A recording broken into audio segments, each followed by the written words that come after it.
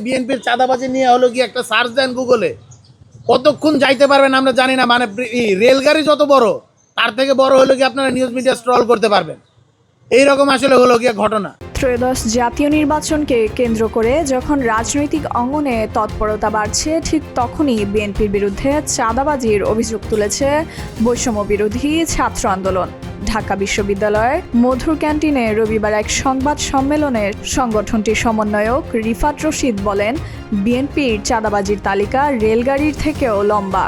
এছাড়া সংগঠনটি নির্বাচনে নিজস্ব এজেন্ট রাখবেন বলে ঘোষণা দিয়েছেন এই সমন্বয়ক। বিএনপির চাঁদাবাজি নিয়ে হলো কি একটা সার্চ দেন গুগলে, কতক্ষণ যাইতে পারবেন আমরা জানি না। মানে রেলগাড়ি যত বড় তার থেকে বড় হলো কি আপনারা নিউজ মিডিয়া স্ক্রল করতে পারবেন।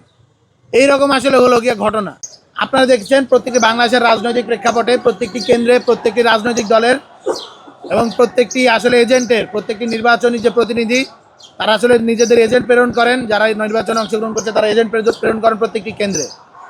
আমরা বৈষম্য বিরোধী ছাত্র আন্দোলন সিদ্ধান্ত নিয়েছি বাংলাদেশে গণভোটের পক্ষে কেন্দ্রগুলোতে হ্যাঁ ভোটের এজেন্ট প্রেরণ করব।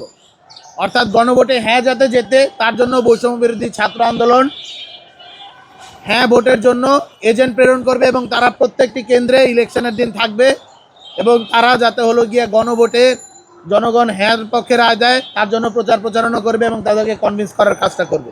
সংবাদ সম্মেলন থেকে গণভোট ও নির্বাচনকে সামনে রেখে নিজেদের অবস্থান স্পষ্ট করে সংগঠনটি জানায়, শিক্ষার্থীদের সম্পৃক্ত করেই তারা এ প্রচার চালাবে। সংবাদ সম্মেলনে তিনি আরও বলেন, আসন্ন নির্বাচনকে কেন্দ্র করে বৈষম্য বিরোধী ছাত্র আন্দোলন গণভোটে হ্যাঁর পক্ষে নির্বাচনী প্রচার শুরু করবে।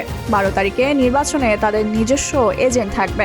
এছাড়া গণভোট ও নির্বাচনকে সামনে রেখে নিজেদের অবস্থান স্পষ্ট করে সংগঠনটি জানায়, শিক্ষার্থীদের সম্পৃক্ত করেই তারা এ প্রচার চালাবে।